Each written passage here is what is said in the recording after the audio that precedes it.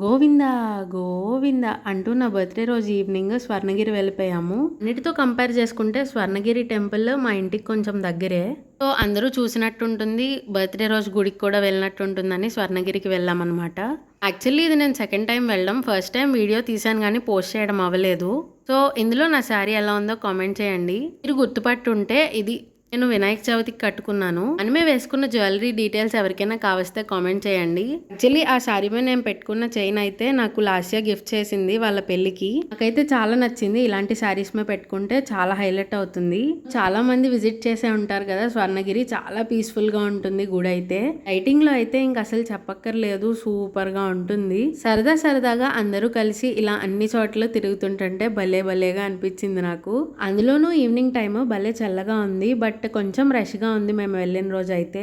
మేము 7:30, 8 ఆ టైంకి వెళ్ళాము. సో 1 to 1.5 అవరే టైం మిగిలింది మాకు.